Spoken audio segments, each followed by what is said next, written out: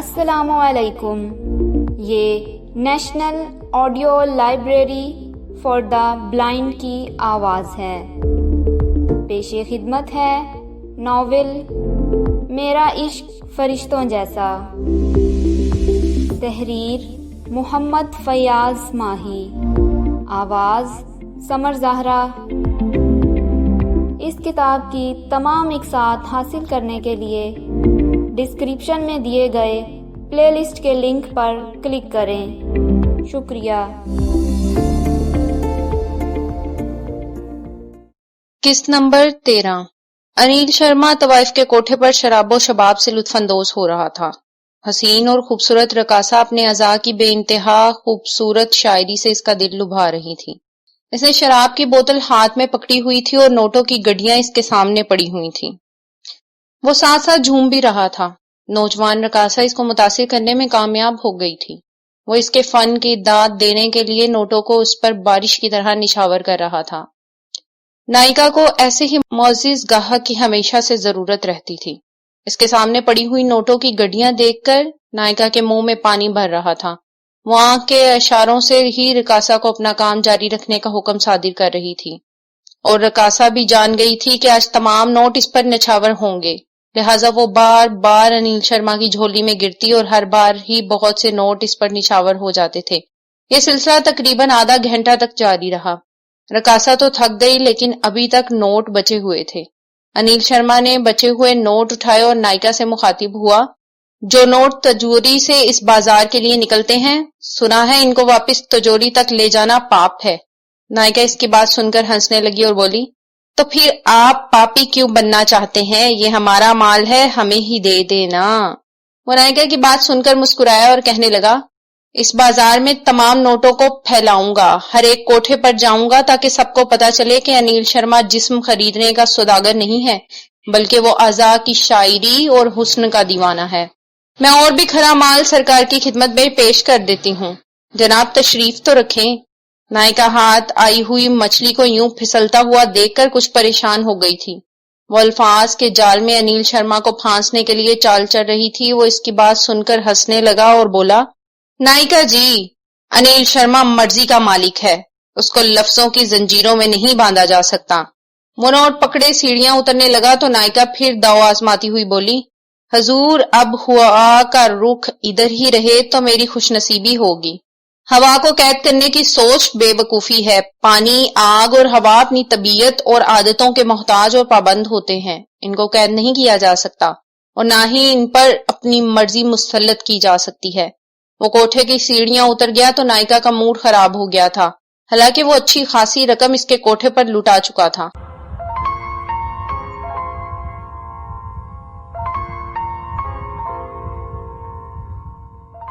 انیل شرما کو خود بھی معلوم نہ ہوا تھا کہ وہ اپنے کمرے میں پری سے باتیں کرتا کرتا بے ہوش ہو گیا تھا. اب کچھ دنوں بعد اس کی حالت سنبھلی تو اس نے اپنے آپ کو مصروف رکھنے کے لیے اس بازار کا رخ کیا تھا. پری نے تمام بات گھر والوں کو بتا دی تھی کہ کس طرح وہ دونوں بیٹھے باتیں کر رہے تھے کہ اچانک انیل شرما کی حالت بگڑ گئی اور طبیعت کافی خراب ہو گئی. امید چوہان نے اکلوتے بیٹے کی یہ حالت دیکھی تو فوراً ہسپتال رابطہ کیا اور آن کی آن میں ہی کئی ڈاکٹرز اس کے گھر پہنچ گئے تھے. ان سب نے انیل شرما کی حالت کو مکمل بہتر قرار دیا تو امید چوہان کو سکون ہوا. کچھ بھی تھا، وہ ہر طرح کے اختلافات کے باوجود بھی انیل شرما پر اپنی جان چھڑکتا تھا کیونکہ یہ کافی منتوں مرادوں سے حاصل کیا گیا تھا اور اکلوتا بھی تھا. اس کے بعد بیٹی پیدا ہوئی تو امید چوہان اور اس کی بیوی رادھا کی خوشیوں کی انتہا نہ تھی. وہ بیٹی کی پیدائش کو بھی انیل شرما کی پیدائش کے بعد بھگوان کی ان پر نظر کرم تصور کر رہے تھے. وہ انیل شرما کی پیدائش کو شگن قرار دیتے ہوئے اس کا ہر طرح سے خیال رکھ کر اس کی بہترین پرورش کر رہے تھے. وہ انیل شرما کی خواہش پر اس کو ہر وہ کام کرنے کی اجازت دے دیتے تھے جو وہ اپنی خوشی سے کرنا چاہتا تھا. حالانکہ امید چوہان کی آرزو تھی کہ انیل شرما جس طرح پڑھا لکھا اور باشعور ہے وہ بزنس میں اس کا ہاتھ بٹھائے، لیکن انیل شرما نے کبھی بھی اس طرف توجہ نہ دی تھی بلکہ اپنے شوق کو جاری رکھا تھا. اس کو خواب میں آ کر ستانے والی لڑکی نے مجسمہ سازی پر مجبور کر دیا تھا. آج تک وہ اس لڑکی کی جھلک بھی نہ دیکھ پایا تھا، لیکن خواب میں آ کر مسکرانے والی وہ لڑکی چہرے پر اسکارف سجائے ہی اس کو ملتی تھی. اس کا خوابوں میں ملنا ہی انیل شرما کو اس کی محبت اور پھر عشق میں مبتلا کر گیا. یہاں تک کہ اب بات اتنی بڑھ گئی تھی کہ اب عشق نے عبادت کی شکل اختیار کر لی تھی۔ وہ اس لڑکی کے بنائے ہوئے مجسمے کو سجدہ کرتا تھا، نہ کہ دوسرے بھگوانوں کے مجسمے کو۔ اس نے خود ہی اس مجسمے کو گیت کا نام دے لیا تھا۔ اس کا کہنا تھا کہ وہ گیت سننے کا بے حد شوقین ہے، اور پھر جو اس کے خواب میں آتی ہے وہ جھنوں کی طرح جھن جھن کرتی اور پائل کی طرح چھن چھن کرتی ہے۔ وہ کوئل کی طرح بولتی ہوگی اور پیہا کی طرح پی پی کی رٹ لگاتی ہوگی۔ وہ رباب کی طرح تان پر ایسا سر بکھیرتی ہوگی کہ سننے والوں کو مبہوت کر دیتی ہوگی۔ کاش وہ انیل شرما سے کبھی بات کرتی، وہ مسکرانے کی بجائے اس سے کوئی بات ہی کر لیتی تاکہ اس کو سکون ہو جاتا اور وہ اس کو گیت سے بھی بہتر اور اچھا نام دے پاتا، لیکن فی الحال گیت ہی بہتر تھا۔ اس کا نظریہ تھا کہ اگر گیت اس سے باتیں نہیں کرتی تو کیا ہوا، وہ تو اس سے باتیں کر سکتا ہے۔ بس یہی سوچ کر وہ گیت کے مجسمے تراشنے لگا اور دل کی بھڑاس اس مجسموں سے باتیں کر کے نکالنے لگا۔ اس کا خیال تھا کہ ایک نہ ایک دن گیت حقیقی زندگی میں اس سے ضرور ملے گی۔ کہاں ملے گی اس بات کا تعین بھی گیت نے ہی کرنا تھا، کیونکہ وہ اس کے خوابوں تک پہنچی تھی تو حقیقت میں ملنے کے لیے جگہ اور وقت بھی گیت کا مرہون منت تھا۔ لیکن اس کو پری کی حالت پر بھی کافی دکھ ہوتا تھا، جو اس کی محبت پانے کی خاطر اس کے گھر میں رہ رہی تھی۔ انیل شرما سمجھتا تھا کہ پری اس کو دل و جان سے چاہتی ہے، وہ اس پر اس طرح فریفتہ ہے کہ اس کی مثال بھی نہیں دی جا سکتی۔ لیکن انیل شرما گیت کو چاہنے اور پوجنے کے علاوہ کسی اور سے پیار کرنے کو گناہ تصور کرتا تھا۔ اس نے کبھی بھی کھل کر پری سے یہ نہ کہا تھا کہ وہ اس سے پیار نہیں کرتا، بلکہ الفاظ کے خوبصورت پیرہن میں اس کی بحث ہوتی رہتی تھی۔ پری کو اس کی شراب نوشی اور اس بازار میں آنے کی عادت سے بھی خاصی چڑ تھی۔ وہ باتوں باتوں میں ہی کئی بار اس کو سمجھا چکی تھی، لیکن وہ کبھی بھی انیل شرما پر زبردستی نہ کر سکی تھی، کیونکہ وہ اس کا بھگوان تھا، وہ اس کی داسی تھی، وہ اس کی پجارن تھی۔ وہ بالکل اسی طرح انیل کو پوچھتی تھی جس طرح انیل شرما گیت کے مجسمے کو پوچھتا تھا۔ فرق صرف اتنا تھا کہ گیت کوئی جواب نہ دیتی تھی، جبکہ انیل شرما پری سے گھنٹوں باتیں کرتا تھا۔ یہ الگ بات ہے کہ اس کی باتوں کا محور صرف گیت ہی ہوتی تھی۔ پری اس کی اس عادت اور حرکات سے بھی سخت خائف تھی کہ ایک لڑکی کو دیکھا بھی نہیں، اس کا وجود بھی نہیں، اور اس کی پوجا انیل شرما کو کافر کر دے گی۔ امید چوہان کے بڑے نام کو مذاق بنا دے گا، کیونکہ جس طرح امید چوہان نے اپنا نام اور مقام بنایا تھا، اگر اس کے اکلوتے بیٹے کی اس حرکت کی خبر میڈیا کو مل جائے یا بھنک بھی پڑ جائے تو امید چوہان کو جواب دینا مشکل ہو جائے گا۔ بلکہ یہ بھی ہو سکتا ہے کہ ہندوستان میں مذہبی جماعتیں یا انتہا پسند جماعتیں ان کا جینا حرام کر دیں یا ان کو کوئی نقصان ہی پہنچا دیں۔ ابھی تک تو معاملہ امید چوہان کے قلعہ نما محل کی 4 دیواری میں ہی قید تھا، لیکن امید چوہان اور پری کو اس بات کا ڈر تھا کہ اگر یہ معاملہ باہر نکل گیا تو پھر انیل شرما کی وجہ سے امید چوہان کی بنی ہوئی ساکھ خراب ہونے کا بھی اندیشہ تھا، اور حالات کے بگڑنے کا ڈر بھی تھا۔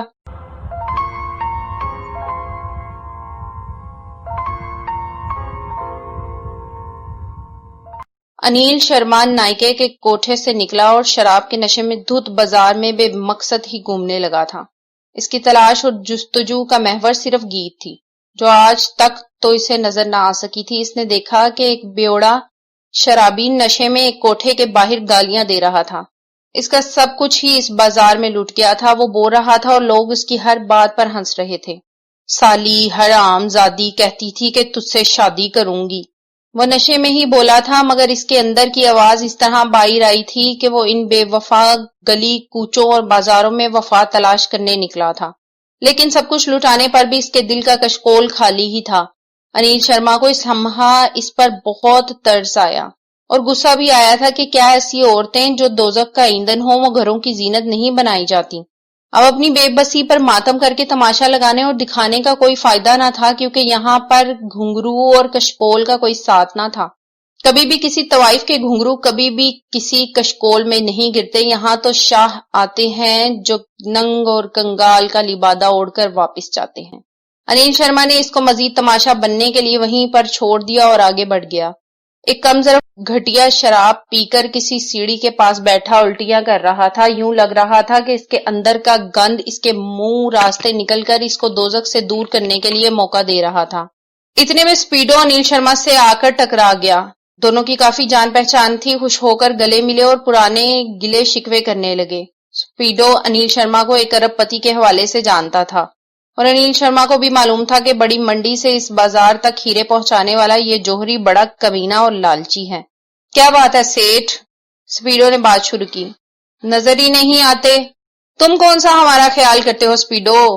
انیل شرما نے گلا کیا تو وہ مسکراتا ہوا اس کو کھینچتے ہوئے ایک طرف لے گیا۔ وہ دونوں ایک بینچ پر بیٹھ گئے تو سپیڈو مسکراتا ہوا بولا، سیٹھ بس اگلی کھیپ آنے میں دیر ہو گئی ہے، قسم سے کیا شاندار مال ہوتا ہے، طبیعت تو دیکھ دیکھ کر ہی خوش اور فریش ہو جاتی ہے۔ وہ مال کی تعریفیں کرنے لگا تھا۔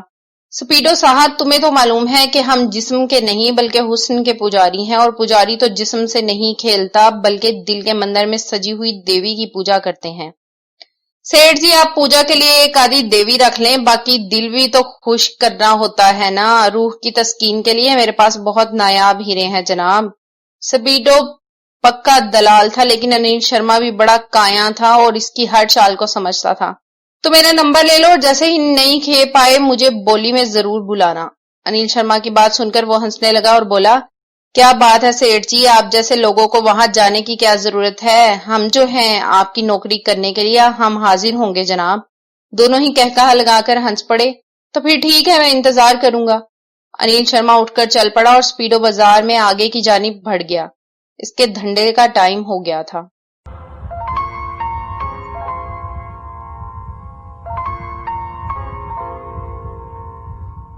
احمد فراز اب کافی بہتر محسوس کر رہا تھا۔ وہ کئی دنوں بعد آفس جانے کی تیاری کر رہا تھا کہ دروازے پر دستک سن کر کھلا ہے بولا تو طیبہ اندر داخل ہوئی تو اس کے ہاتھ میں یخنی کا پیالہ تھا۔ احمد فراز دیکھ کر ناک چڑھاتا ہوا بولا، کیا ہے یار اتنی یخنی پلا دی ہے کہ اب تو میرے وجود سے بھی یخنی کی خوشبو آنے لگی ہے۔ طیبہ نے مسکرا کر پیالہ میز پر رکھا اور واپس جانے لگی تو احمد فراز نے اسے روک لیا۔ سنو، وہ اس کی آواز پر ٹھہر گئی تو احمد فراز آگے بڑھتا ہوا اس کے سامنے آ کر کھڑا ہو گیا۔ تمہارے ایگزامز کب ختم ہو رہے ہیں؟ ابھی تو کل سے سٹارٹ ہوں گے، لیکن تمہیں کیا؟ طیبہ بیماری کی اس حالت میں تم نے میرا کافی خیال رکھا ہے یار۔ وہ سنجیدہ ہو گیا تھا اور طیبہ کی آنکھوں میں دیکھتا ہوا بولا، میں چاہتا ہوں کہ تمہارا شکریہ ادا کروں۔ تو کر دو، وہ بے نیازی سے بولی تو وہ ہنسنے لگا۔ ایسے نہیں، وہ طیبہ کے مزید پاس ہوا تو وہ گھبرا گئی، اس کے چہرے کی رنگت زرد ہو گئی۔ دروازہ بھی کھلا ہوا تھا اور احمد فراز یہ آج کیا کرنے والا تھا؟ وہ خوفزدہ لگنے لگی تو احمد فراز کا زوردار قہقہا نکلا اور وہ ہنستے ہوئے لوٹ بوٹ ہونے لگا۔ حیران کھڑی طیبہ اس کو دیکھنے لگی۔ ذرا اپنا چہرہ تو دیکھو، وہ مشکل ہنسی پر قابو پاتا ہوا بولا، یوں لگ رہا ہے کہ کسی نے زرد رنگ کا پیکٹ تمہارے چہرے پر الٹ دیا ہو۔ وہ مسلسل ہنسے جا رہا تھا اور طیبہ کو اس پر غصہ آ رہا تھا۔ وہ غصے سے پاؤں پٹکتی ہوئی باہر نکلنے لگی تو احمد فراز اس کے سامنے آ کر کھڑا ہو گیا۔ آئی ایم سوری یار۔ طیبہ نے نظریں اٹھا کر دیکھا تو وہاں پیار ہی پیار امڑ رہا تھا۔ وہ گھبرا کر نظریں جھکا گئی۔ میں نے صرف مذاق کیا تھا، میں تمہاری دعوت کرنا چاہتا ہوں۔ کیوں؟ طیبہ نے ایک ہی لفظ ہی بولا تھا۔ تمہارا شکریہ ادا کرنے کے لیے۔ شکریہ کیوں؟ کیونکہ اس دکھ اور بیماری کی گھڑیوں میں تم نے مجھے ایک مخلص دوست کی کمی محسوس نہیں ہونے دی۔ یہ تو انسانیت کا تقاضا ہے۔ وہ طیبہ کی بات سن کر اس کے سامنے سے ہٹا اور بولا، انسانیت بھی تو محبت کے تقاضوں کی محتاج ہوتی ہے۔ محبت تو خود ایک جذبہ ہے جس کے سب محتاج ہوتے ہیں۔ وہ یہ کہہ کر باہر نکل گئی مگر احمد فراز کنگ کھڑا تھا۔ ابھی طیبہ کو گئے ہوئے چند منٹ ہی گزرے تھے کہ دولت بی بی اس کے کمرے میں داخل ہوئی تو احمد فراز کو فریش دیکھ کر کھل سی گئیں۔ احمد فراز نے بھی ان کا استقبال محض مسکان سے کیا۔ السلام علیکم دادی جان۔ دولت بی بی نے اس کے سر پر پیار سے ہاتھ پھیرا اور ایک کرسی پر بیٹھ گئی۔ میں تم سے ایک ضروری بات کرنے آئی ہوں۔ احمد فراز نے دیکھا کہ دادی سنجیدہ ہیں تو وہ بھی ان کے سامنے والی کرسی پر بیٹھ گیا۔ تمہیں دیر تو نہیں ہو رہی؟ نہیں دادی آپ بات کریں، وہ سعادت مندی سے بولا۔ بیٹا تمہارے والدین کے بعد ارباب اور شمسا نے جس طرح تمہیں پالا پوسا ہے وہ تم سب جانتے ہو۔ دولت بی بی کی بات کچھ زیادہ ہی سنجیدگی سے بھری ہوئی تھی۔ آج تم اپنے پاؤں پر کھڑے ہو تو ان دونوں کی اچھی تربیت کی بدولت ہے۔ میں مانتا ہوں اور جانتا بھی ہوں دادی جان، وہ بولا۔ آپ کھل کر کہیں کیا کہنا چاہتی ہیں؟ بیٹا جن بچوں کے سر پر ماں باپ کا سایہ نہیں ہوتا ان کا مستقبل مقدروں سے ہی اچھا ہوتا ہے۔ ارباب اور شمسا نے فیصلہ کیا ہے کہ تمہاری شادی کر دی جائے۔ دولت بی بی یہ کہہ کر خاموش ہو گئی اور احمد فراز کے چہرے پر اپنی کہی ہوئی بات کے تاثرات دیکھنے لگی۔ تمہیں کوئی اعتراض تو نہیں ہے یا پھر تم اپنی مرضی سے شادی کرنا چاہتے ہو تو بھی بتا دو۔ احمد فراز کرب سے دادی کی طرف دیکھ کر رہ گیا۔ وہ اپنی کرسی سے اٹھا اور دادی کے قدموں میں بیٹھ گیا. وہ ان کے ہاتھ پکڑتا ہوا بولا, آپ میرے ابو کی اماں ہیں. اگر وہ زندہ ہوتے تو بھی میری زندگی کے اہم ترین فیصلے پر آپ سے مشورہ کرتے, آپ کی رائے کو اہمیت دیتے اور جہاں آپ چاہتی وہیں میری شادی کروا دیتے. دولت بی بی نے دیکھا کہ احمد فراز کی آنکھوں میں آنسو تھے. وہ ماں باپ کو یاد کر کے دکھی ہو گیا تھا. اب بھی آپ جو فیصلہ کریں گے مجھے قبول ہوگا دادی, وہ فرما برداری سے بولا تھا. مجھے تم سے یہی امید تھی, لیکن ارباب اور شمسا کا خیال تھا کہ تم اگر اپنے دفتر میں کسی کو پسند کرتے ہو تو وہ اس سے بھی بات کر لیں گے. میں دفتر میں اپنے باس کو پسند کرتا ہوں دادی, وہ شرارتی انداز میں بولا. تو دولت بی بی ہنسنے لگی. اب باس سے تو میری شادی ہو نہیں سکتی. تو پھر ٹھیک ہے, ارباب اور شمسا نے تمہارے لیے ایک لڑکی پسند کی ہے, اس سے بھی بات کر لوں پھر تم سے بات ہوگی. دولت بی بی جانے لگی تو احمد فراز اٹھ کر کھڑا ہو گیا اور ان کا ہاتھ پکڑتا ہوا بولا, دادی اگر لڑکی گھر میں ہی ہو تو زیادہ اچھا ہے. دولت بی بی نے اس کا کان پکڑ کر کھینچا اور ہنستے ہوئے بولی, اگر وہ نہ مانی تو پھر میں شادی نہیں کروں گا دادی. احمد فراز کا انداز بچوں جیسا تھا. اچھا مجھے بلیک میل نہ کر.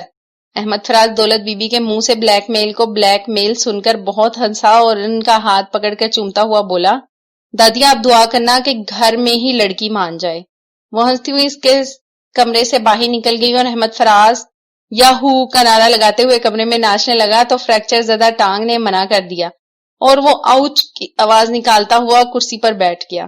دولت بی بی سیدھی طیبہ کے کمرے میں گئیں تاکہ اس کی رائے پوچھی جائے. ارباب اور شمسا نے ان کی ڈیوٹی لگائی تھی کہ وہ طیبہ اور احمد فراز سے الگ الگ ان کی رائے پوچھ لیں, کیونکہ وہ اس گھر کی بڑی تھی اور سیانی بھی تھی. طیبہ ان کو دیکھ کر خوش ہو گئی. اس نے کتابیں ایک طرف رکھی اور دادی کو ہاتھ پکڑ کر کرسی پر بٹھایا. زہر نصیب, آج میرے کمرے کی بھی قسمت جاگ گئی. دولت بی بی سے ازراہ مذاق بولی تو دولت بی بی ہنسنے لگی. اچھا یہ بتاؤ کہ اللہ کے گھر کب تک جانا چاہتی ہو؟ طیبہ ایک دم سنجیدہ ہو گئی کیونکہ دادی اس ایک اہم ترین بات کو کرنے کے لیے تو اس کے کمرے میں نہ آئی تھی. بات یقیناً گہری بھی تھی اور خاص بھی تھی. جتنی بھی جلدی ہو سکے دادی. امتحان کب ختم ہوں گے؟ یہ امتحان تو میری ثواب دید پر ہیں, آج چاہوں تو آج ہی چھوڑ دوں, لیکن آپ کیوں پوچھ رہی ہیں؟ طیبہ مسکان ہونٹوں پر لاتی ہوئی بولی تو دولت بی بی نے اس کا ہاتھ پکڑ لیا. میں نے ارباب سے بات کی تھی کہ تم اللہ کا گھر جانا چاہتی ہو. تو پھر دادی کیا کہا ابو نے؟ اس کے اس فکرے میں جوش اور محبت کا ٹھاٹھے مارتا ہوا سمندر موجزن تھا. دولت بی بی ہنستے ہوئے بولی. ارباب کہنے لگا کہ پہلے اپنے امتحان سے فارغ ہو جائے اور پھر ایک امتحان ہماری طرف سے ہوگا, پھر اللہ کے گھر بلے چلی جائے. میں زندگی کے ہر امتحان کا سامنا کر لوں گی دادی. وہ کھوئے ہوئے انداز میں بولنے لگی. اللہ کے گھر کو دیکھنے کے لیے میرے سامنے ہر امتحان ہیچ ہے. آپ دیکھنے میں ہر امتحان میں سرخرو ہوں گی. میں نے تمہیں پہلے ہی کئی بار منع کیا ہے کہ ہر امتحان سے گزر جانے کی بات نہیں کیا کرتے. وہ بڑا رحمان اور رحیم ہے, لیکن کبھی بھی اس سے یہ مت کہو کہ تم اس کی ڈالی ہوئی کسی آزمائش کے قابل ہو. دادی اس کو سمجھاتی ہوئی بولی تو وہ مصنوعی ناراضگی سے کہنے لگی, جائیے میں آپ سے نہیں بولتی. وہ کیوں؟ دادی تھوڑا سا جھکی ہوئی کہنے لگی, میں نے ایسا کیا کہہ دیا؟ آپ پوری بات نہیں بتاتی. ہاں, دادی کا انداز ایسا تھا کہ وہ کوئی بہت ہی بھولی ہوئی بات کو یاد کرنے پر خوش ہو گئی ہیں. میں تم سے یہ کہنے بلکہ پوچھنے آئی تھی کہ امتحان ختم ہوتے ہی تمہارا نکاح ہے. یکدم اتنا بڑا فیصلہ دادی نے اسے سنایا تو وہ ہکی بکی رہ گئی. اس کا منہ کھلا رہ گیا. وہ دادی کی طرف ہمنک بن کر دیکھتی رہ گئی. اس کے ہونٹ کچھ کہنے کے لیے پھڑپڑائے پھر, لیکن دولت بی بی خاصی اچھی اداکاری کرتی ہوئی اٹھی اور بولی, ہم نے لڑکا دیکھ لیا ہے اور لڑکے کو تم بھی پسند ہو. دادی کی شاندار اداکاری کام کر گئی اور وہ جھٹکے سے ساکت حالت سے نکل آئی اور آگے بڑھتی ہوئی بولی, دادی آپ نے لڑکا بھی دیکھ لیا اور لڑکے نے مجھے بھی دیکھ لیا, لیکن کب, کہاں اور کیوں؟ وہ روحان سی ہو رہی تھی, لیکن دولت بی بی کے ہونٹوں پر مسکان بتا رہی تھی کہ وہ شرارت کے موڈ میں ہے اور طیبہ کو مزید تنگ کریں گی. کیوں بھائی؟ وہ تنگ کر بولی, کیا ہم تمہارے لیے کوئی غلط فیصلہ کریں گے؟ دادی جان, وہ ہارنے والے انداز میں بولی, میرا یہ مطلب نہیں تھا. تو پھر تم کیا کہنا چاہتی ہو؟ وہ کون ہے؟ میں اسے جانتی تک نہیں, اور پھر اس نے مجھے کیسے دیکھ لیا دادی؟ وہ رونے لگی تو دادی ہنسنے لگی. اس نے تمہیں کالج جاتے ہوئے دیکھا تھا اور تم پر فدا ہو گیا. اس نے مجھ سے بات کی اور میں نے تمہارے باپ سے, اور اس نے تمہاری ماں سے, اور اب میں تم سے بات کر رہی ہوں. کون ہے وہ دادی؟ وہ غصے سے بولی. میں اس کا منہ نوچ لوں گی. توبہ کرو, ہونے والے شوہر کے بارے میں ایسا نہیں کہتے. دادی اب اس کے سامنے منہ کرتی ہوئی بولی، لڑکا اچھا ہے، اچھی نوکری پر ہے، ہمارا اور تمہارا دیکھا بھلا ہے، اس میں کوئی عیب نہیں ہے، اس بات کی میں گارنٹی دیتی ہوں۔ دادی آپ تو رشتے کرانے والی مائی کی طرح اس کی تعریفیں کی جا رہی ہیں۔ طیبہ کے ہاتھ نچا کر کہنے پر دولت بی بی کھلکھلا کر ہنس پڑی۔ آپ ہنس رہی ہیں؟ میرا بھی فیصلہ سن لیں، میں اس گھر سے نہیں جاؤں گی، اور پھر میں نے ابھی لڑکا بھی نہیں دیکھا۔ یہ تمہارا آخری فیصلہ ہے؟ ہاں، وہ دبنگ لہجے میں بولی۔ تو پھر ٹھیک ہے، تم لڑکا دیکھنا چاہتی ہو نا پہلے؟ ہاں، یہ شریعت میں بھی ہے۔ مجھے شریعت نہ سمجھاؤ، اپنی مرضی بتاؤ، دادی شرارتی انداز سے پوچھ رہی تھی۔ ہاں، میں پہلے اس سے ملنا چاہتی ہوں۔ روز تو ملتی ہو، دادی ایک دم تیز لہجے میں کہہ گئی تو طیبہ ان کی طرف غور سے دیکھنے لگی۔ کیا کیا کیا میں روز ملتی ہوں اس لڑکے سے؟ توبہ کریں دادی، توبہ! طیبہ ارباب اور کسی غیر لڑکے سے روز ملتی ہو؟ توبہ، یا اللہ مجھے اور دادی کو معاف کر دے۔ وہ کانوں کو ہاتھ لگا کر بولی تو دادی کا قہقہا لگا اور وہ اس کے سر پر پیار سے ہاتھ پھیرتی ہوئی بولی، تم روز ملتی ہو کیونکہ احمد فراز میری بھی جان ہے، اور میں جانتی ہوں کہ اب تک وہ تمہاری بھی جان بن گیا ہوگا۔ دولت بی بی نے ایک گھنٹہ بھر سے جو تجسس پیدا کیا ہوا تھا وہ احمد فراز کا نام لے کر ختم کیا تو طیبہ ایک بار پھر خود کو مجسمے کے روپ میں تبدیل ہوتا ہوا محسوس کر رہی تھی، لیکن اس بار اس کے ہونٹوں پر ہنسی موجود تھی۔ وہ ایک دم آگے بڑھی اور دولت بی بی کو گلے لگا کر گھومنے لگی۔ مجھے گراؤ گی پگلی، چھوڑو، چوٹ لگ جائے گی۔ طیبہ نے ہنستی مسکراتی دولت بی بی کو چھوڑ دیا اور خود شرماتے ہوئے بولی، مجھے وہ لڑکا پسند نہیں ہے۔ اچھا، دادی نے اچھا کا لفظ لمبا کرتے ہوئے کہا اور اس کی آنکھوں میں جھانکتی ہوئی بولی، میں نے یہ بال دھوپ میں سفید نہیں کیے ہوئے، مجھے معلوم ہے کہ تمہیں وہ پسند ہے، بلکہ بہت پسند ہے۔ دادی اور پوتی کے کہکے کو سن کر دروازے کے باہر کھڑے احمد فراز نے بھی سکون کی سانس خارج کی اور وہاں سے نکل گیا۔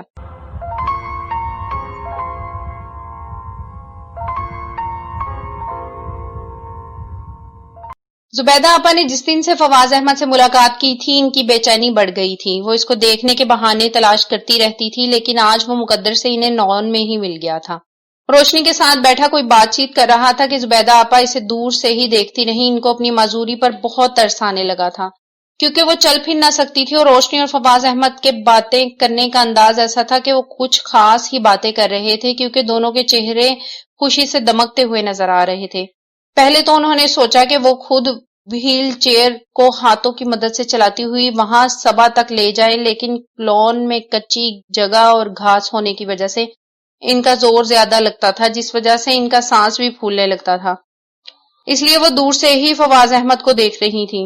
یہ لڑکا مجھے خاندانی لگتا ہے آپا، وہ صبا بیگم کی آواز سن کر چونک گئی۔ وہ نہ جانے کب سے اس کے پیچھے آ کر کھڑی ہو گئی تھی۔ وہ ایک لمبا سانس بھرتی ہوئی بولی، مجھے لگتا ہے کہ اس کی تربیت بہت ہی رکھ رکھاؤ والی عورت نے کی ہے۔ صبا بیگم ان کے سامنے کرسی پر بیٹھ گئی۔ وہ دونوں ہی آسانی سے روشنی اور فواز احمد کو دیکھ سکتی تھی، کیونکہ اس میں عام لڑکوں والی کوئی بھی بات نہیں دیکھی۔ ہاں، عام لڑکوں والی بات تو اس میں نے بھی نہیں دیکھی۔ صبا بیگم کا ذو معنی فکرہ ان کی سمجھ میں نہ آ سکتا تھا۔ کچھ لوگ ایسے ہوتے ہیں جن کو اسی تھالی میں سوراخ کرنے کی عادت ہوتی ہے جن میں وہ کھاتے ہیں، لیکن ماننا پڑے گا کہ اس میں وہ بات نہیں ہے۔ صبا بیگم کچھ کھوئے ہوئے انداز میں بولی تو زبیدہ آپا چونک کر پوچھنے لگی، تم کیسے کہہ سکتی ہو؟ ان 5 حرفی فکرے نے صبا بیگم کو چونکا کر رکھ دیا۔ وہ جانتی تھی کہ زبیدہ آپا جہاندیدہ عورت ہیں اور ہر بات کو سمجھتی ہیں، لیکن اب بات کو سنبھالنا بھی صبا بیگم کا فن تھا۔ میں نے اس سے کہا تھا کہ ہمیں اچھا نہیں لگتا کہ تم روشنی کو اس طرح بند کمرے میں پڑھاتے ہو۔ وہ بات بنا گئی تھی اور صبا بیگم کا لہجہ زبیدہ آپا کو مطمئن کرنے کے لیے کافی تھا۔ وہ اگر ایسا ویسا ہوتا تو بحث کرتا یا پھر اپنی ضد پر اڑ جاتا۔ زبیدہ بیگم اسپات میں سر ہلا کر رہ گئی۔ آج کل مراد کم ہی نظر آتا ہے، کہاں رہتا ہے وہ؟ برف کے گولے کی طرح کسی حسینہ کے بستر پر پڑے پگھل رہے ہوں گے۔ صبا بیگم کا طنزیہ لہجہ اور اخلاقیات سے گرے ہوئے الفاظ نے زبیدہ آپا کی روح تک کو تڑپا دیا تھا۔ تم اسے خود ہی کمپنی نہیں دیتی ہو، اپنے این جی اوز کے جھمیلوں میں ادھر ادھر بھٹکتی رہتی ہو۔ زبیدہ آپا کے الفاظ بھی کافی گہرے تھے۔ صبا بیگم بھی خاموش رہنے والی نہ تھی۔ کمپنی اور محبت میں بہت فرق ہوتا ہے آپا، میں جوان ہوں، خوبصورت ہوں، کیا مراد خان سے محبت کا ایک لمحہ طلب کرنا میرا حق نہیں ہے؟ اس کا انداز تڑپنے والا تھا۔ روشنی اور سہیب احمد مراد خان کی محبت کے زندہ اور خوبصورت ثبوت ہے صبا بیگم۔ زبیدہ آپا واقعی جہاں دیدہ عورت تھی۔ وہ صبا کی روح کو گائل کرنے والے رویے کو سمجھتی ہوئی بولی، میں نے آپ سے پہلے بھی کہا تھا کہ بستر کی سلوٹ زدہ چادر پر چند بدبودار لمحوں کو محبت کا نام دے کر جسمانی بھوک کو مٹھانا محبت کی توہین ہے۔ صبا بیگم کی خواہش انگڑائی لے کر اس کے ہونٹوں پر آ گئی تھی۔ وہ دور بیٹھے ہوئے فواز احمد کو ترسی ہوئی نگاہوں سے دیکھتی ہوئی بولی، میں نے اپنی جوانی میں ہی بڑھاپے کا تار لبادہ اپنے بدن پر سجا لیا ہے۔ میری خواہشوں اور چاہتوں کو ہمیشہ ہی وہ لمحات ملے ہیں جو بازار میں بیٹھی ہوئی کوئی بھی عورت خرید سکتی ہے۔ اتنے سخت اور زہریلا الفاظ کی زبیدہ آپا کو صبا بیگم سے توقع نہ تھی، کیونکہ ان کی خواہش پر ہی تو صبا بیگم کی شادی مراد خان سے ہوئی تھی۔ خواہشات اور جذبات کو ادھار کے چند لمحوں کی بھینٹ چڑھا دینا محبت نہیں بلکہ جسمانی ضروریات کو پورا کرنے کا وہ سودا ہوتا ہے جس میں دونوں ہی سوداگروں کا نقصان ہو جاتا ہے۔ صبا بیگم کا لہجہ گو کے دھیما تھا، لیکن آگ میں جلتے ہوئے کوئلے چٹک چٹک کر اس بات کی غمازی کرنے لگے تھے کہ ان کو مزید ہوا کی ضرورت ہے۔ میں مراد سے بات کروں گی کہ وہ تمہیں وقت دیا کرے۔ تم ابھی جوان ہو تو وہ بھی بوڑھا نہیں ہوا۔ جوانی کو اتنے بڑے محل کی قلعہ نما عمارت میں قید کرنے کا اختیار صرف مرد کو ہی کیوں ہوتا ہے؟ صبا بیگم، زبیدہ آپا کو چیخ کر کہنا پڑا تو فواز احمد اور روشنی بھی ان کی طرف متوجہ ہو گئے، لیکن وہ اپنی جگہ پر ہی بیٹھے رہے۔ جوانی کے منہ زور گھوڑے کو لگام دے کر اس کا رخ بچوں کے اچھے مستقبل کی طرف موڑ لو تو یہی بہتر ہے۔ زبیدہ آپا کے پاس بھی بات سے بات کرنے کے لیے الفاظ کا وسیع ذخیرہ تھا۔ تمہیں محل کی دیواروں میں چنی ہوئی وہ انارکلی بھی یاد ہوگی جو جذبات کی روح میں بہک کر اپنی اوقات بھول گئی تھی۔ صبا بیگم نے تڑپ کر زبیدہ آپا کی طرف دیکھا تو اس کی آنکھوں میں نمی تیرنے لگی تھی۔ وہ اپنی جگہ سے اٹھتی ہوئی غصے میں بولی، اگر انارکلی دیواروں میں چنوائی گئی تھی تو سلیم نے بھی اس وقت کے فرعون باپ سے بغاوت کر دی تھی، اور رہ گئی بات اوقات کی تو یہ مت بھولیں کہ میں اس محل کی کوئی کنیز نہیں ہوں۔ مزور جذبات کو لگام دینے کے لیے صبر کا سہارا دینا چاہیے، نہ کہ گرم جوشی اور بے وقوفی کا۔ زبیدہ آپا نے کہا تو صبا بیگم کے تیور مزید بگڑ گئے۔ آپ کی طرح 3 حرفی فکرہ زبیدہ پر ایٹم بم بن کر گرا تھا۔ انہوں نے وہیل چیئر کو دونوں ہاتھوں سے مضبوطی کے ساتھ پکڑ لیا۔ صبا بیگم تو چلی گئی، لیکن زبیدہ آپا کو ابھی تک زمین و آسمان گھومتے ہوئے نظر آ رہے تھے۔ انہوں نے دھندلی آنکھوں سے دور دیکھنے کی کوشش کی، لیکن ان کو فواز احمد اور روشنی نظر نہ آئے تھے۔ میری طرح وہ خود ہی بڑبڑائیں تو آنسوؤں نے ان کی جھولی میں گرنا شروع کر دیا تھا۔ وہ اپنے ماضی کو کئی بار دفن کر چکی تھی، لیکن وقت کے بے رحم اور سنگدل تھپیڑے اس کے ذہن پر اس طرح دستک دینے لگے تھے کہ وہ سر کو جھٹک کر پرانی یادوں سے چھٹکارا پانا چاہتی تھی۔ لیکن آج تو صبا بیگم نے ان کی دکھتی رگ پر ہاتھ رکھ دیا تھا۔ وہ کوئی بھی وقت نہیں بھولی تھی۔ ان کو آج بھی یاد تھا جب ان کا باپ ان کے اکلوتے بچے کے لیے ہسپتال میں ہزاروں روپے لے کر گیا تھا۔ ان کو سب یاد تھا اور ساری کہانی ان کے دماغ میں واضح ہونے لگی تھی۔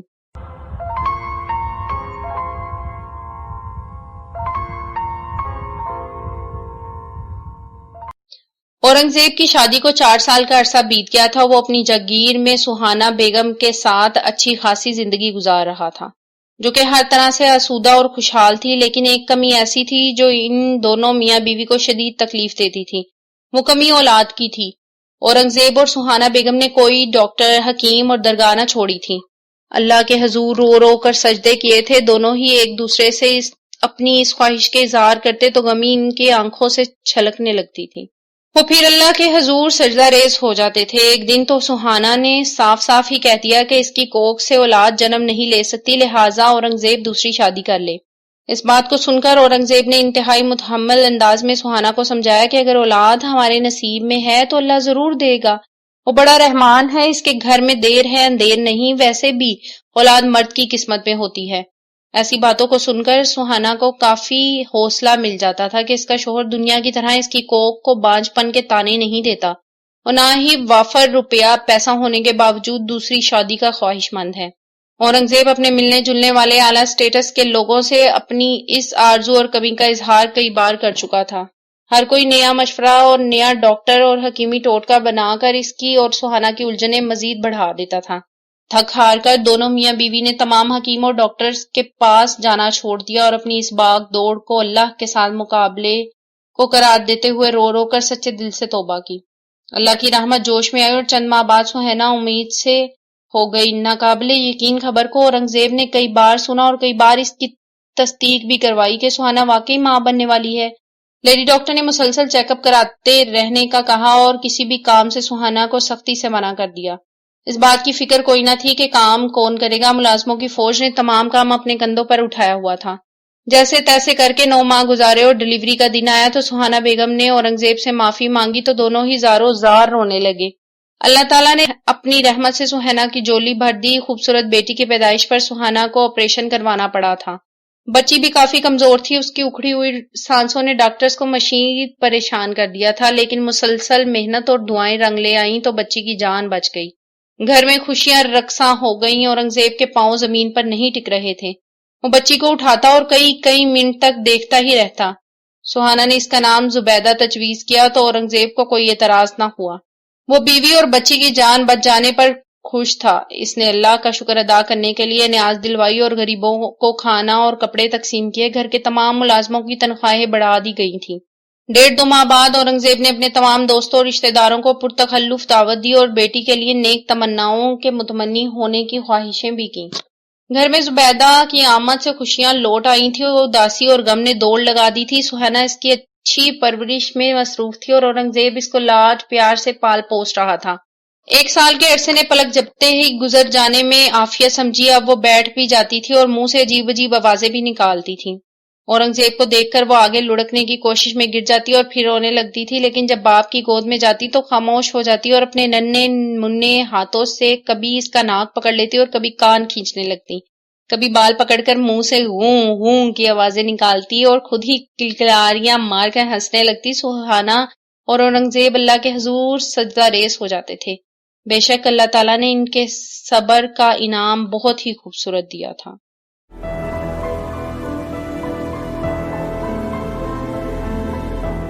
اگر آپ نے ہمارا چینل سبسکرائب نہیں کیا تو ابھی سبسکرائب کریں اور ساتھ ہی بیل آئیکن پر کلک کریں تاکہ ہماری نئی آنے والی بکس کی اپڈیٹس آپ کو ملتی رہیں. لائک کریں، شیئر کریں اور کمنٹس کر کے اپنی رائے کا اظہار کریں اور یہ بھی بتائیں کہ آپ کو ہماری بکس کیسی لگتی ہیں. مزید معلومات اور ڈسکشن کے لیے ڈسکرپشن میں دیے گئے لنک پر کلک کر کے ہمارا واٹس ایپ گروپ جوائن کریں. شکریہ.